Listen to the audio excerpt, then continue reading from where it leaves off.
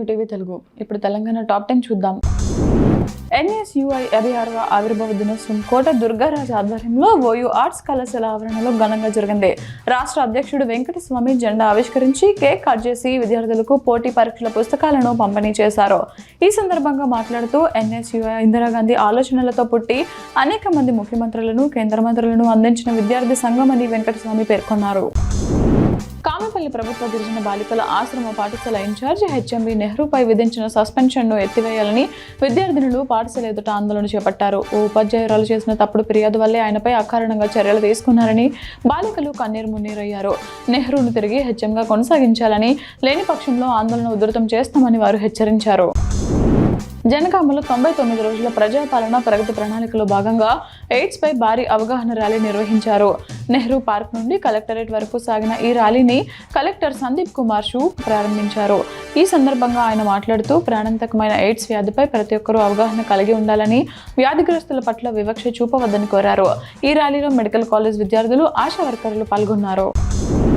భూపాల్పల్లి జిల్లా కేంద్రంలోని కలెక్టర్ కార్యాలయంలో లేబర్ కార్మికులకు ఫంక్షనల్ ఏర్పాటు చేయాలని, లేబర్ కార్డు ఉంటే ప్రభుత్వం నుంచి వచ్చే పథకాలను జిల్లా వ్యాప్తంగా విస్తృతంగా ప్రచారం చేయాలని ఆమ్ ఆద్మీ పార్టీ భూపాల్పల్లి జిల్లా కన్వీనర్ నాగుల అరవింద్ వినతి పత్రం అందజేశారు.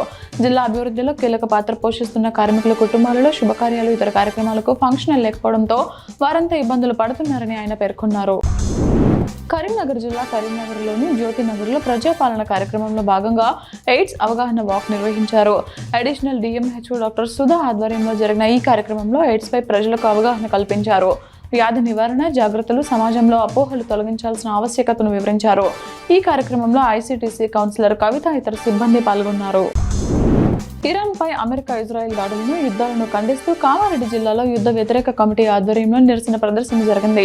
ఇజ్రాయెల్, అమెరికా దేశాలు తమ యుద్ధకాంక్షను విడనాడాలని, దేశ సార్వభౌమాధికారాలను గౌరవించాలని, లేని పక్షంలో దురాక్రమణకు పాల్పడుతున్నాయని, ఇరాన్పై యుద్ధం 35 రోజులుగా జరుగుతోందని జేఏసీ కన్వీనర్, యుద్ధ వ్యతిరేక కమిటీ ప్రతినిధి జగన్నాథం అడ్వకేట్ తెలిపారు.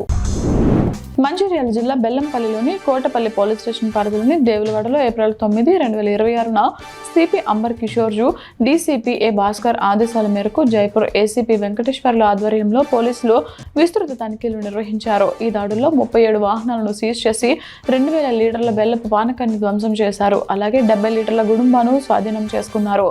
ఈ అక్రమ కార్యకలాపాలకు పాల్పడిన 7గురిపై కేసులు నమోదు చేశారు. వరంగల్ ఏనుమాముల వ్యవసాయ మార్కెట్లో కొనుగోలు నిలిచిపోయాయి. గాయత్రి చిల్లీస్ యజమాని తిరుపతి 3 కోట్ల రూపాయలతో పరారీ అవడంతో వ్యాపారులు ఆందోళనకు దిగారు. ఛాంబర్ ఆఫ్ కామర్స్ ఆధ్వర్యంలో మార్కెట్ కార్యాలయం ముందు నిరసన తెలిపారు. పలువురు వ్యాపారులకు ఐటీ నోటీసులు అందాయి. గతంలో జమ్మికుంట్ల మార్కెట్లో కూడా తిరుపతి ఐపీ పెట్టినట్లు వ్యాపారులు తెలిపారు. దీంతో మిర్చి క్వాంటాలు నిలిచిపోయాయి. కామారెడ్డి జిల్లా బీబీపేట మండలంలోని ప్రజలు గతంలో వర్షాలు పడిన బ్రిడ్జి మరమ్మతులు చేయాలని కోరుతున్నారు. ఇప్పటి వరకు ప్రభుత్వం పట్టించుకోలేదని, వెంటనే చిత్తైన బ్రిడ్జిని బాగు చేసి కొత్త బ్రిడ్జిని నిర్మించాలని ప్రజలు విజ్ఞప్తి చేస్తున్నారు. ఈ సమస్యపై ప్రభుత్వం తక్షణమే స్పందించి ప్రజల అవసరాలను తీర్చాలని ఆశిస్తున్నారు. వరంగల్ ఏనుమాముల వ్యవసాయ మార్కెట్ యార్డులోని తాత్కాలిక ఈవీఎం గోదాముల నుండి హన్మకొండ జిల్లాకు సంబంధించిన ఈవీఎంలను, వీవీప్యాట్లను పటిష్ట భద్రత మధ్య ప్రత్యేక వాహనాల్లో హన్మకొండ సుబేదారి రెడ్ క్రాస్ వెనుకల నూతనంగా నిర్మించిన జిల్లా ఈవీఎంల గిడ్డంగికి తరలించారు. ఈ తరలింపు ప్రక్రియను జిల్లా కలెక్టర్ చాహద్ బాజ్ పాయ్ ఏనుమాముల వ్యవసాయ మార్కెట్ యార్డులోని ఈవీఎం గోదాముల వద్ద ప్రత్యక్షంగా పర్యవేక్షించారు.